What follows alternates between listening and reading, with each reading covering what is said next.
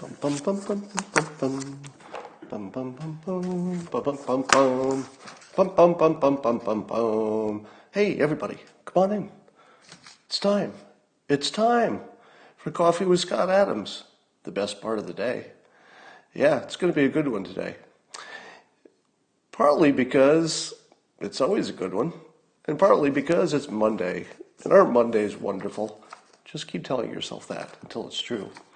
But you know, if you want to enjoy Coffee with Scott Adams, you need to also enjoy the simultaneous sip, and you don't need much to enjoy it.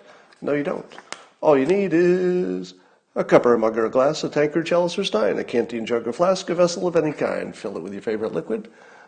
I like coffee. And join me now for the unparalleled pleasure, the dopamine hit of the day, the thing that makes everything better. The simultaneous sip. Go.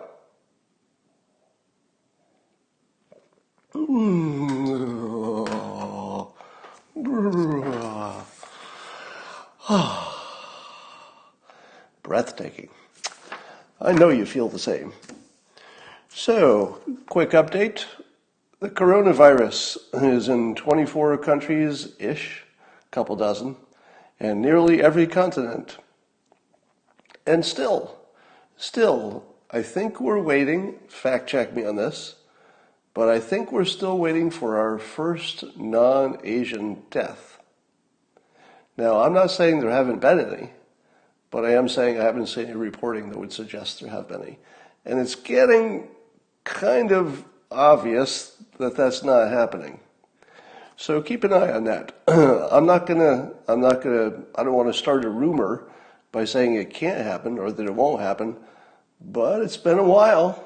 You know, that virus has been making the rounds, and I'm going to be scratching my head if we don't hear a report sometime soon of somebody who wasn't, compromised. You know, if an 80-year-old dies from the flu, that doesn't count because 80-year-olds can die from a bad cold. So we're still watching to see if there's something unusual about this virus that would suggest it's not like other viruses.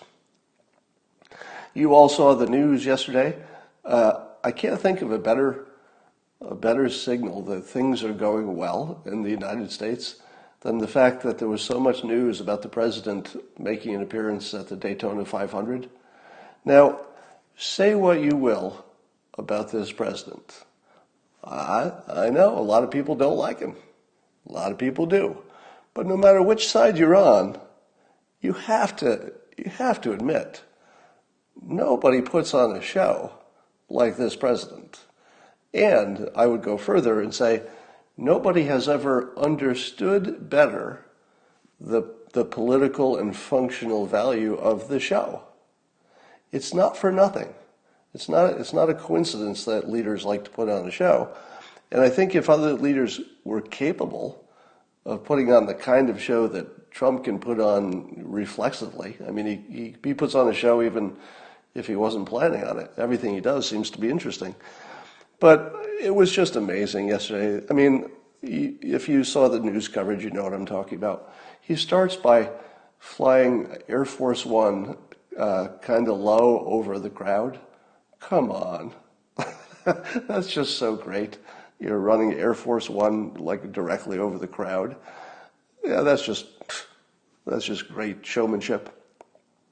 Then, of course, was it the Thunderbirds? They did a little show too, that makes you feel the military and gives you that rush. So you're seeing the president's plane, you're there for this motorsport, your body is just, raging with anticipation. You see the Thunderbirds.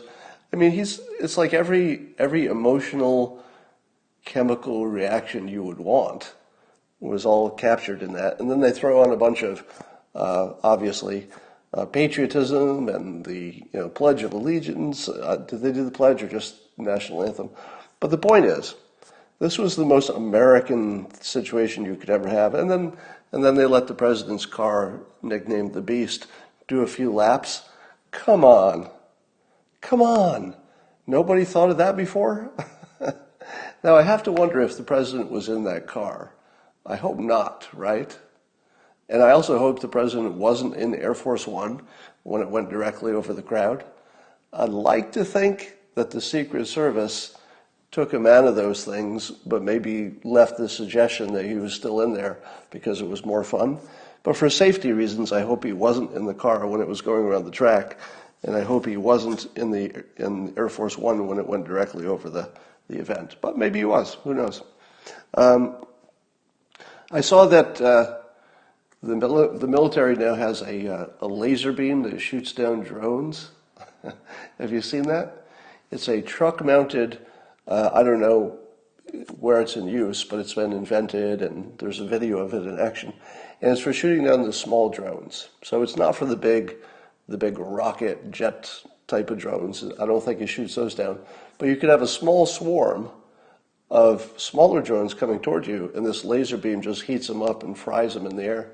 And I saw it take out 3. I don't know if it did it quickly enough, but it certainly worked, at least on the video.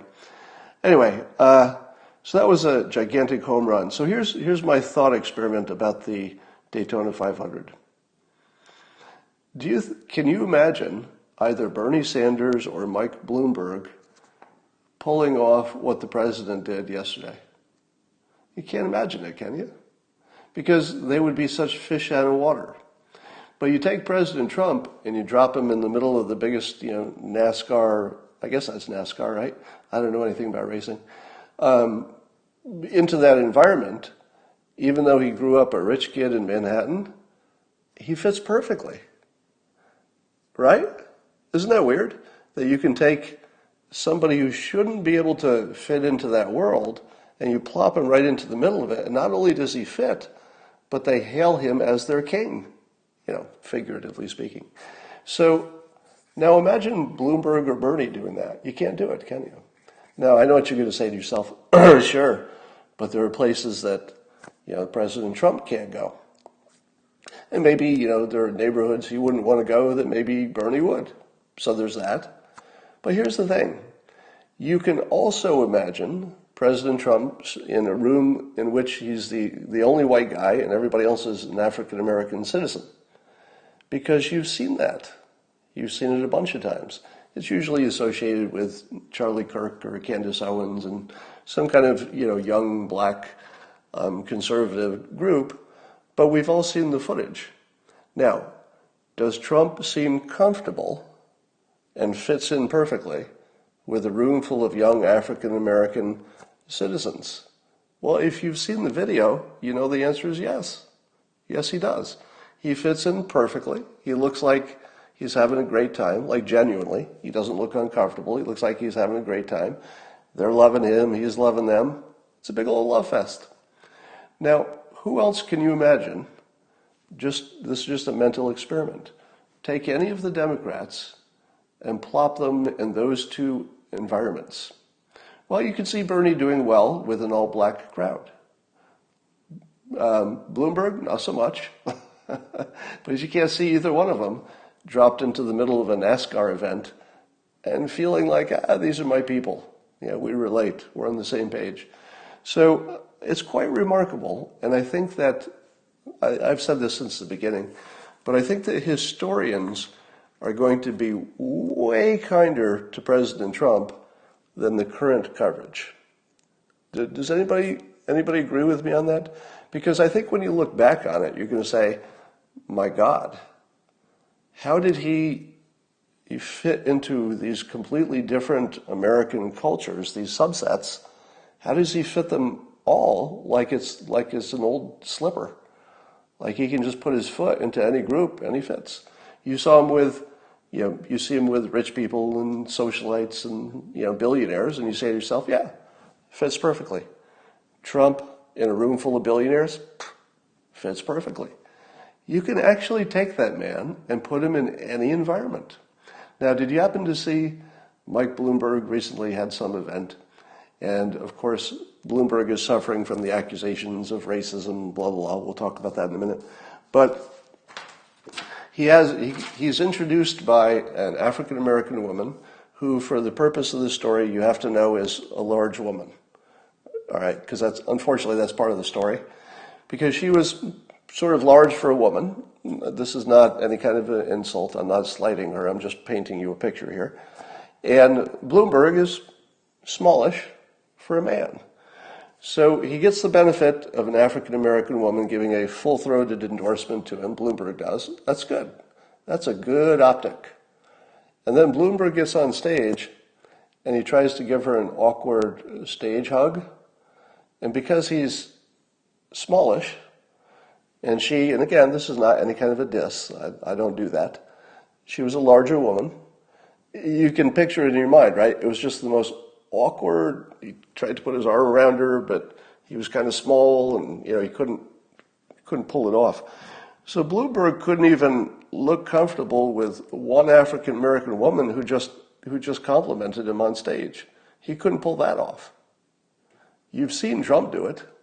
You've seen Trump do it a lot of times. He can pull that off because he can pull off apparently being comfortable with anybody.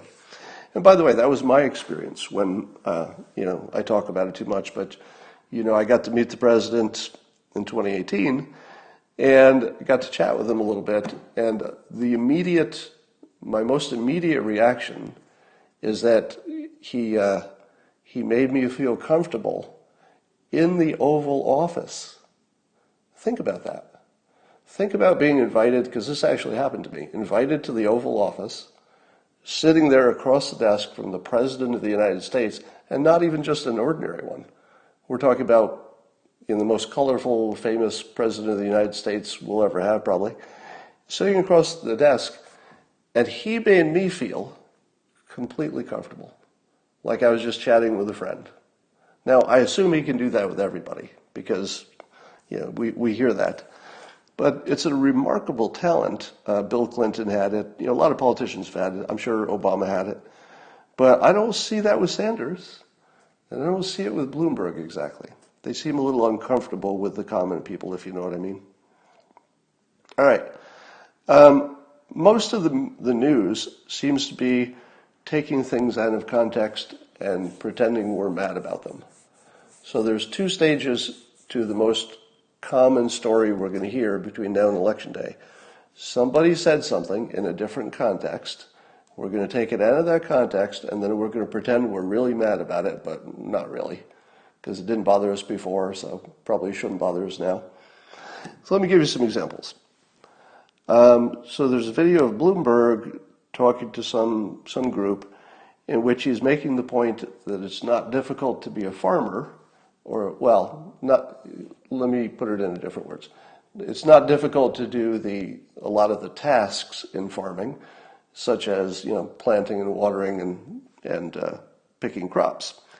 But his larger point was supposed to be that people are going to need different skills in the modern world, and farming was a relatively low-skill task in the past, but we might need higher skills. Now, nothing about that is controversial, right? Did I say anything you don't agree with? Of course you agree with that. Of course you agree that some types of jobs have different requirements for different kinds of skills. Nobody disagrees with what he was saying. But once it's taken out of context from whatever small group he was talking to, and you just throw it up there as an insult to farmers, it kind of looks like an insult to farmers, doesn't it? It kind of looks like he's calling them morons, doesn't it? But was he? Did he say anything that a farmer would disagree with? Well, if you're talking about the farm employees, not the farmer who actually has to be half scientist and businessman, and if you're the owner of the farm, you're managing the farm, you need a lot of skills. Everything from you've got to know enough about animals and veterinarian things and crops and fertilizers, and it's pretty complicated stuff. But if you're just working on the farm, you might have one task that you do all day and doesn't require a lot of training. So I don't think there's even a farmer who would disagree with what Bloomberg intended.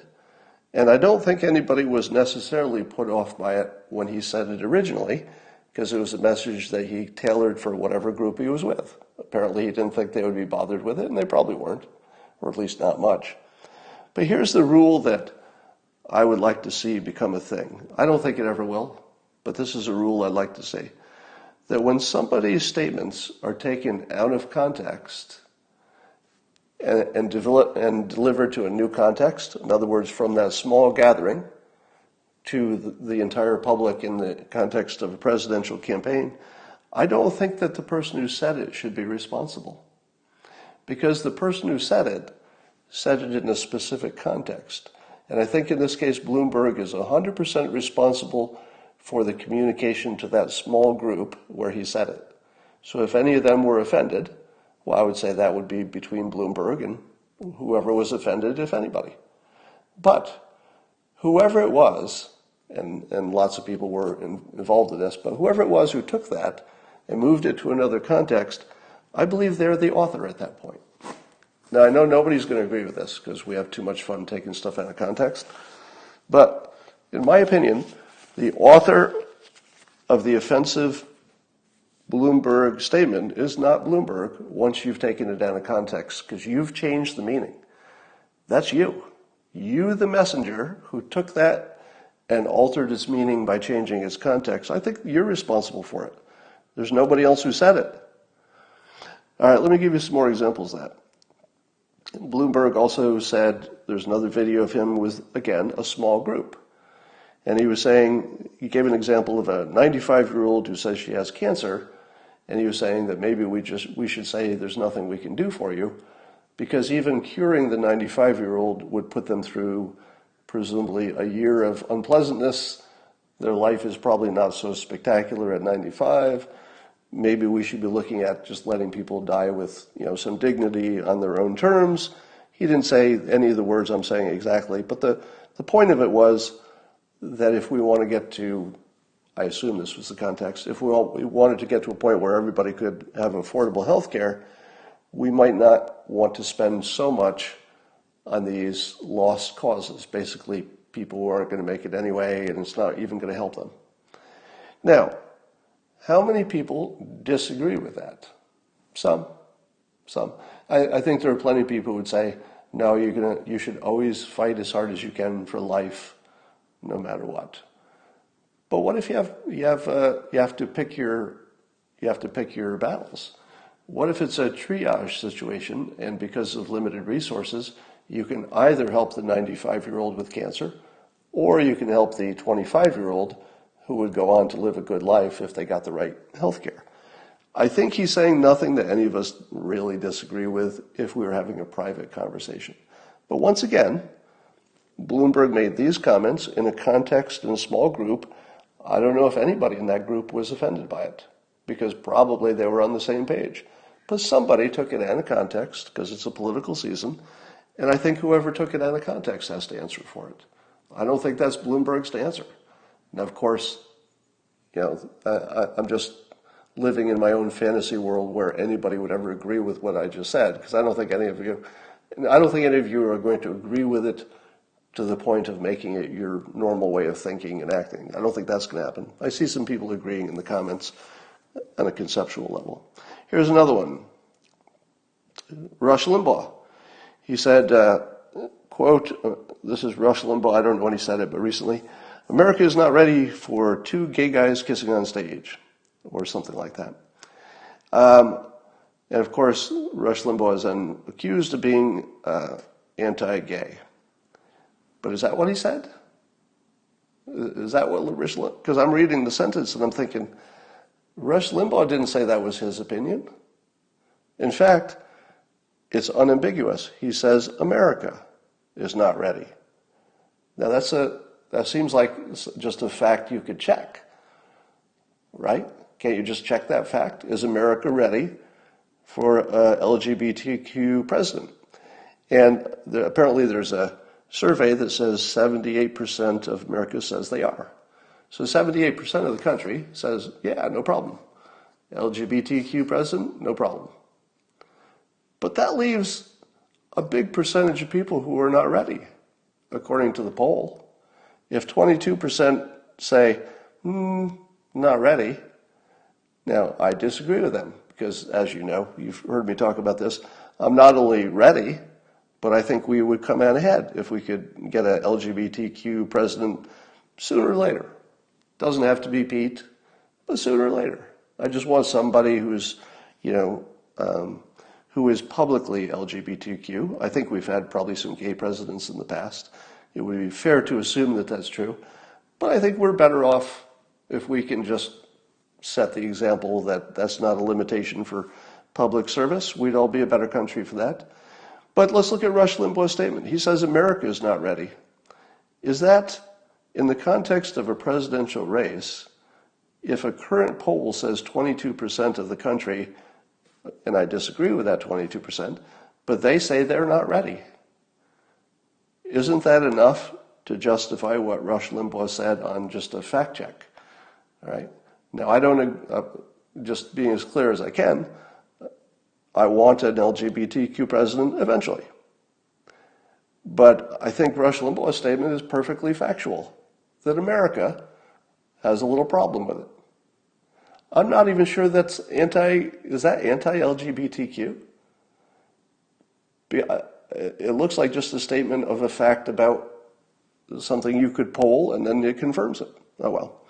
So that's sort of an out-of-context thing. Then, of course, there's all the Bloomberg stop and frisk stuff. That's taken from a context in which a lot of smart people who meant well thought it was a good idea and thought it was working. Today in 2020, we don't think it was a good deal. So, again, taking what we thought in a different context and moving it to the present, it's a little bit unfair. I would judge him by his current point of view. And then Bloomberg is also being criticized for saying that, this is words that are putting into his mouth, basically, saying that the banking crisis of 2009 could have been averted if banks had been able to discriminate more against black and brown people, according to Elizabeth Warren. That's how she's interpreting Mike Bloomberg, is saying that, well, according to Bloomberg, we could have avoided that banking crisis if banks had made fewer loans to black and brown people. So that's Warren accusing Bloomberg. Is that fair? Is that fair? No. I mean, there's a lot of nuance in the whole, who gets a loan and how do you do that. But I certainly don't see. I'm just not seeing that criticism as valid. All right, because I don't think she's characterizing Bloomberg correctly. Now, here's another one. Do you remember when Trump famously, let me put this in a new context. You remember when Trump called some of the countries S-hole countries? You remember that? And that was in the context of a small meeting in which I believe everyone understood the context to mean that there are some countries that are going to be, if you let everybody send whoever they want, there are some countries who would send people who don't have educations and don't speak English and wouldn't be able to contribute as much as other countries who are more easily going to bring least economic value into the country. Now, of course, that got taken out of context, and when you hear that out of context, it sounds like nothing but racist. So let's talk about Fareed Zakaria. This is where I'm heading with all of this. All right, so all of that was a lead up into this topic. So you probably know Fareed Zakaria from CNN and other places, and he's one of the most interesting thinkers out there. I've been a fan for a long time, and what's interesting about him is not only that he's extraordinarily good at explaining complicated things, he's really gifted at that, but he seems to be an independent thinker. You don't hear exactly the same things coming out of his mouth that you hear from others. Indeed, he's called himself a centrist. And he has two opinions that I've never heard from the same person. And I want to see if you agree. And this is really a sign of somebody who is flexible and nimble and able to break out of their mental bubble. All right? So here's two opinions that Fareed has. One is that the president is a big old racist and his example was the reference to the S-hole countries, and who were mostly black and brown. And he talks about the Muslim ban, the so-called Muslim ban, which is more technically a ban on countries that don't have good identification processes, which turn out to be mostly Muslim. And he was complaining about Nigeria being added to that. And of course, the official reason is that Nigeria is one of the countries that doesn't do a good job identifying people, so we don't know what we're getting. But according to Fareed, Nigeria, we also have a national strategy of getting closer to them and building that relationship. He points out that that's a conflict. How can we be banning their immigration and also trying to be, more of a trading partner and all that, sort of conflicting, which is fair. But, so Fareed he puts together the S-hole comments and the so-called Muslim ban that isn't really a Muslim ban and decides, basically, that the president's a big old racist. Okay? But, in the same show, the same day, I think this was yesterday, he comes out against Bernie Sanders' Green New Deal and calls it magical thinking, and goes on to say that if you, I'm paraphrasing here, but saying that if you didn't allow natural gas, and you didn't allow nuclear to be part of the solution, there is no way that anybody knows how to get to, a carbon-free, situation by 2030, which is what Sanders is saying.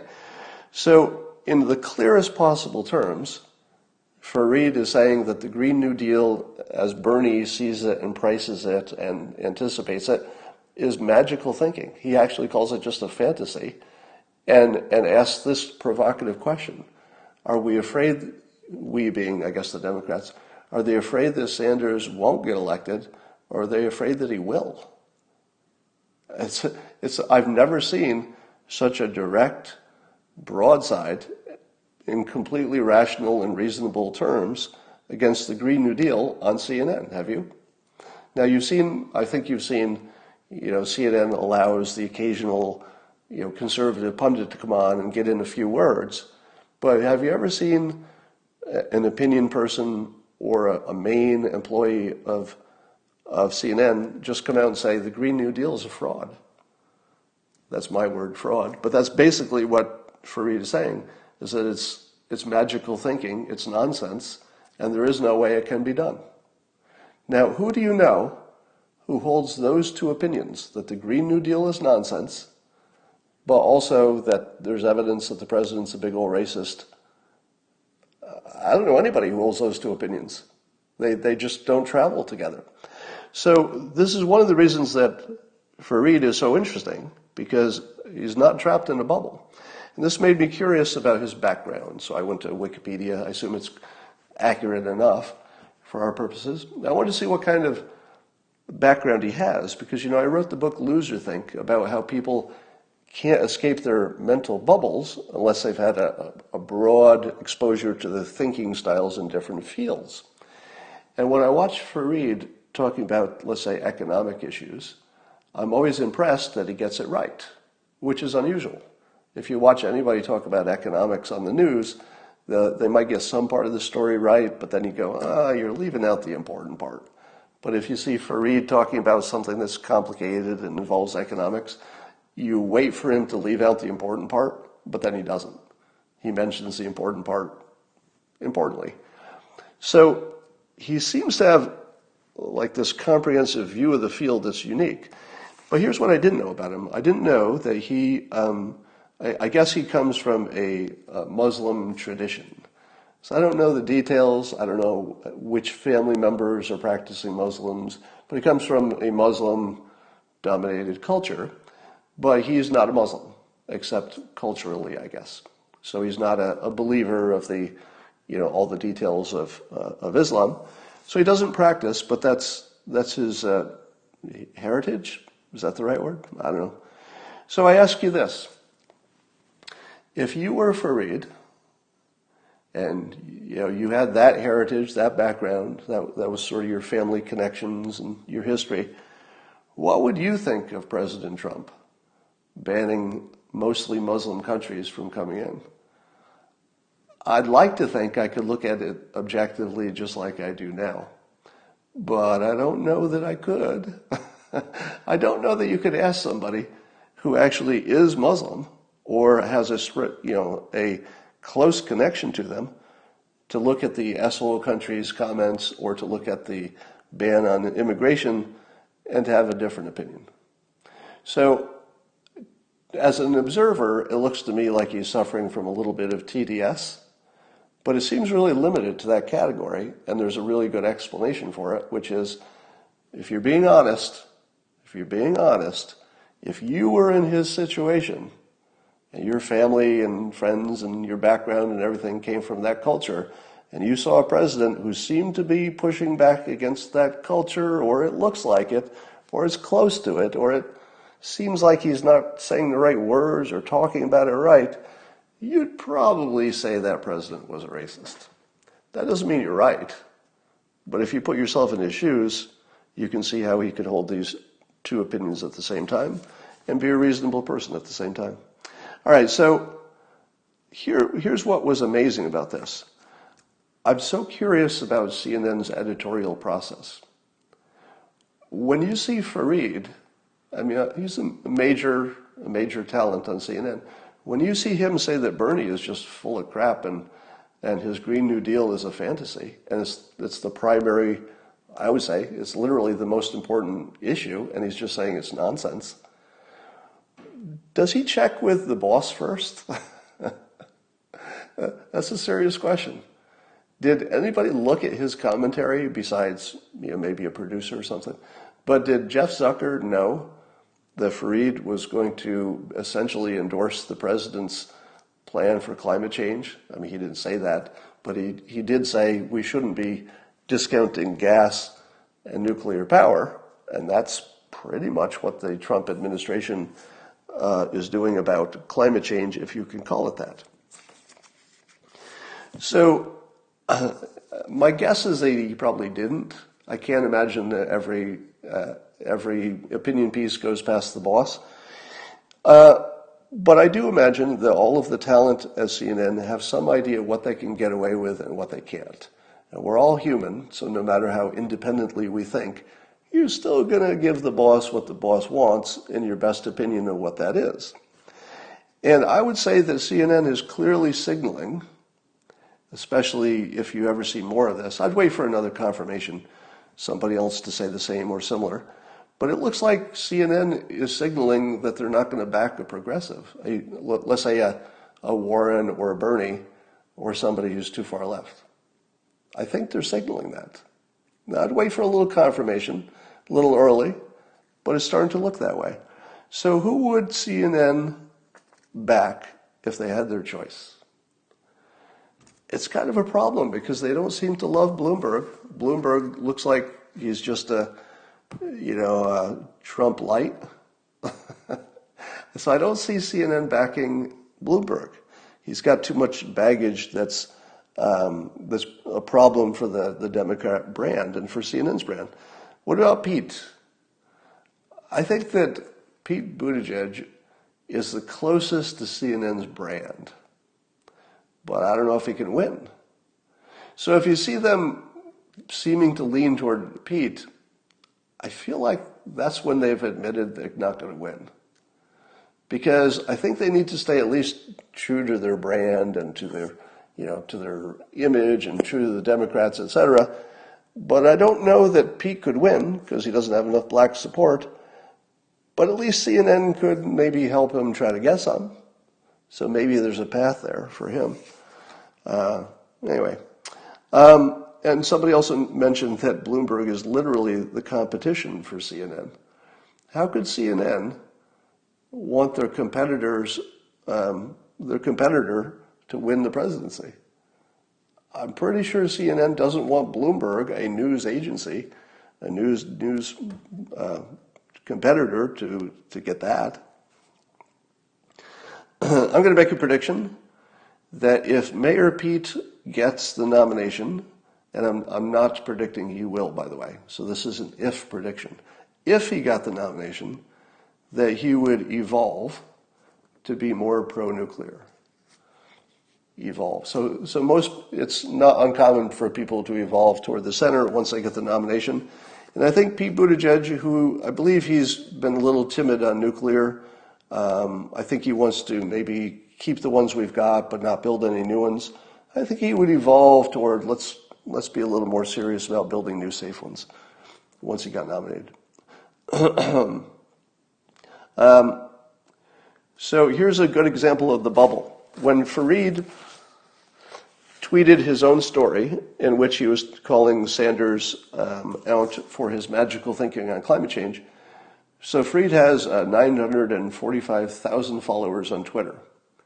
When he tweeted it out a few days ago, he got 54 retweets.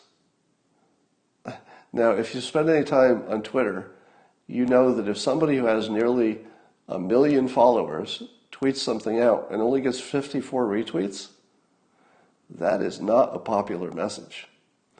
So Fareed taking on the magical thinking of Sanders on the climate change just died.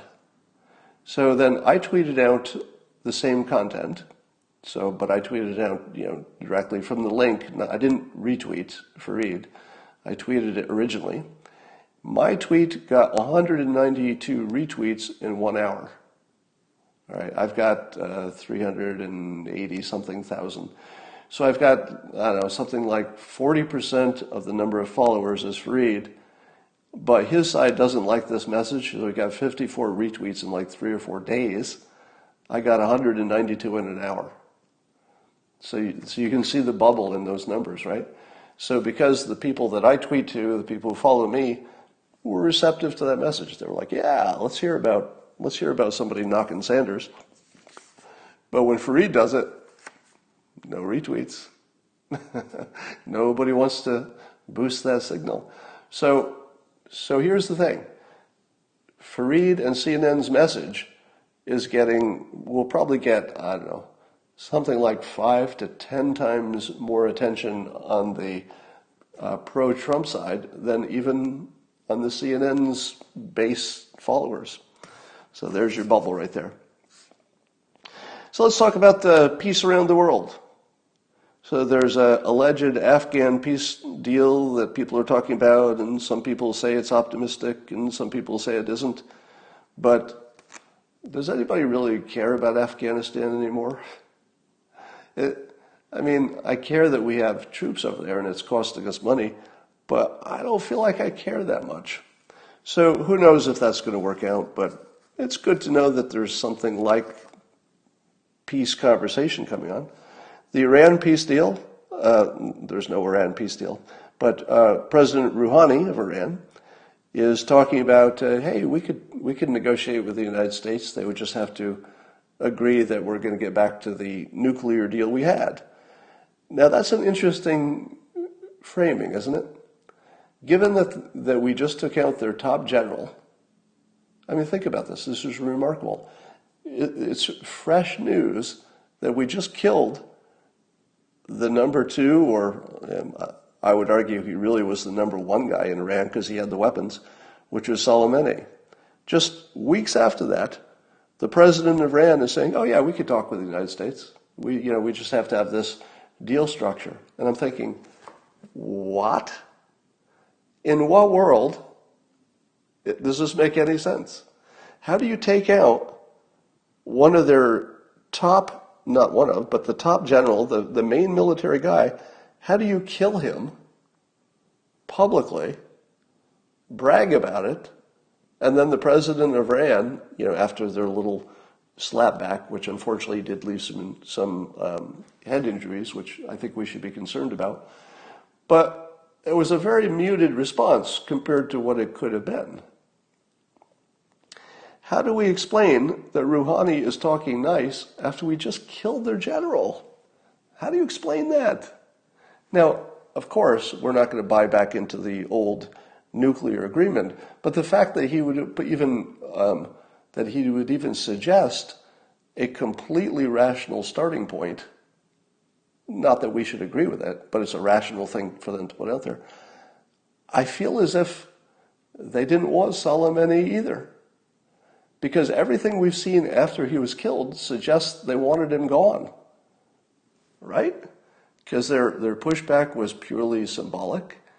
even though there were injuries, which was tragic. And I don't see a lot of reports of them doing more terrorist acts. Maybe they are. We're not hearing about it.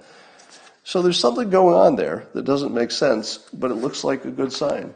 And of course, the Israeli-Palestinian peace deal is floating around. Most people think that's not going to happen, but I think it already did happen.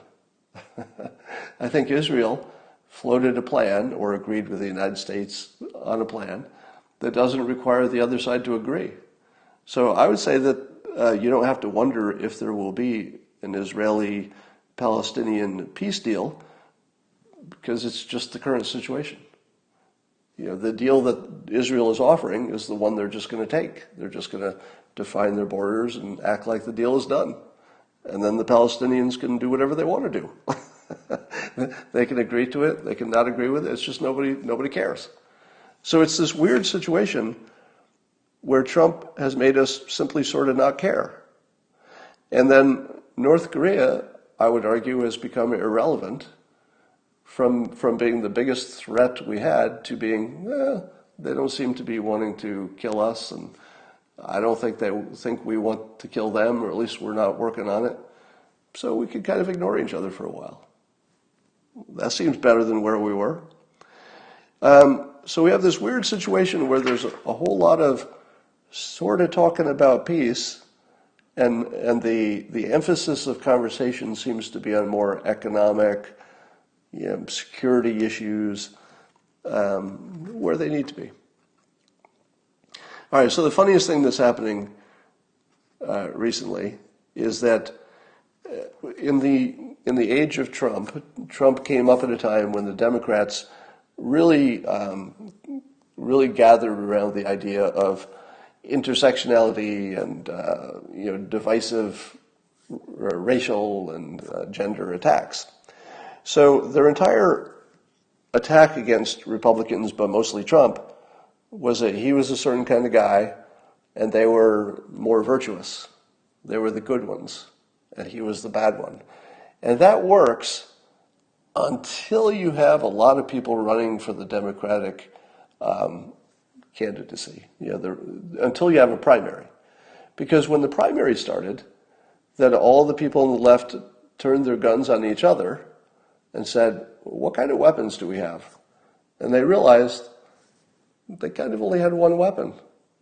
They didn't have anybody making good economic arguments, really. But they have just accusations of racism and sexism. So they turned it on each other. They turned all of their weapons on each other. And in so doing, they've proven that they can't pass their own standards. Now think about that.